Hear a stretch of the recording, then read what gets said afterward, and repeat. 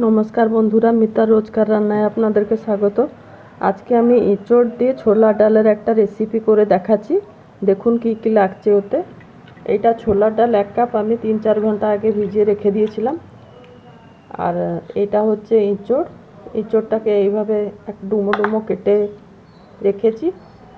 আর এটা পেঁয়াজ, রসুন, আদা, মাংসর মশলা যা পড়ে তাই মশলাই এতে। একটা বড় পেঁয়াজ, একটা টমেটো, একটা কাঁচা লঙ্কা, আদা রসুন দিয়ে এটাকে পেস্ট করে রেখেছি। প্রথমে এই ছোলার ডালটাকে আমরা প্রেসার কুকারেতে 3টেখানিক সিটি দিয়ে দেবো। আর একটা সাইডে তো আমি 3টে সিটি এটা দিয়ে দিচ্ছি, আর একটা সাইডে এতে একটু নুন আর হলুদ দিয়ে সিটিটা মারবো। 3টে সিটি হয়ে যাওয়ার পরে ওকে বন্ধ করে দেবো। আর একটা সাইডে কড়াইতে এইটাকে একটু ভেজে নিয়ে এই ডালের সাথে দেবো। তখন করবার সময় দেখ, এটা 1 চামচ মতন, 1 চামচ থেকে একটু বেশি দিলাম নুন দিয়ে দিলাম। আর একটু হলুদ গুঁড়ো এতে দিয়ে দেবো, অল্প একটু হলুদ গুঁড়ো দিলাম, কেন মশলা কষার সময়ও হলুদ গুঁড়ো দেবো। এবারে প্রেসার কুকারটা বন্ধ করে 3টে সিটি দিয়ে দিচ্ছি। কড়াই গরম হয়ে গেছে, আমি এবারে সর্ষে তেলেতে দিলাম অল্প।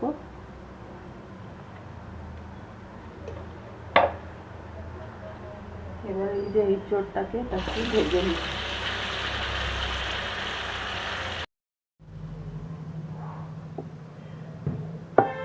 ছোলার ডালটা 3টে সিটি দিয়ে এটা নামিয়ে দিয়েছি। আর খুব ভালো সেদ্ধ হয়নি। আর এই এঁচোড়টাকে একটু সর্ষে তেলেতে ভেজে রেখেছি। এবারে এটাকে দিয়ে দিলাম, দিয়ে দিই গ্যাসটা আর একবার এটাকে সিটি আর দুটো সিটি এতে দিয়ে দিয়ে সেদ্ধ হচ্ছে কিনা দেখে তারপরে মশলাটা দেখাচ্ছি। আর একটু তেল দিয়ে দিলাম, তেল দিয়ে মশলাটাকে আগে ভেজে নিই। তেজপাতা 2-3টে দিলাম এতে। এটা একটু ভাজা হয়ে যাওয়ার পরে গোটা গরম মশলাও দিয়ে দেবো।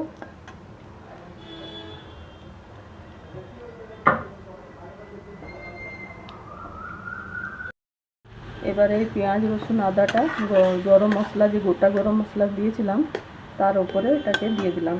আর নুন হলুদ, নুনটা তো দিয়েছিলাম ওতে, হলুদ আর একটু দিই, কাশ্মীরি লঙ্কার গুঁড়ো আর মিট মশলা একটু এর উপরে দিয়ে দিই। মশলাটাকে ভালো করে কষছি, তারপরে দেখাচ্ছি।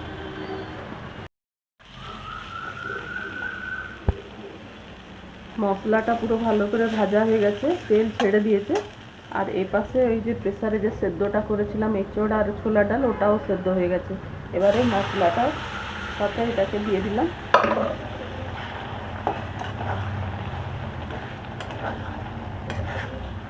আর একটু জল দেবো এতে, আর গরম মশলা দেবো, চিনি একটু দেবো।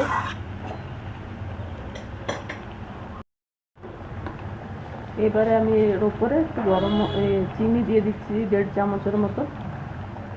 আপনারা মিষ্টিটা নিজেরা দেখে কতটা খাবেন ততটা দেবেন। রুটির সাথে এটা খেতে ভালো লাগে, একটু মিষ্টি মিষ্টি হলে ভালো লাগে। আর এটা গরম মশলা গুঁড়ো দিলাম। এবারে আমি বন্ধ করছি গ্যাস। আমার এঁচোড় আর ছোলার ডালের তরকারি খাবার মতন রেডি হয়ে গেছে। একবার আপনারাও এইভাবে করে খেয়ে দেখুন।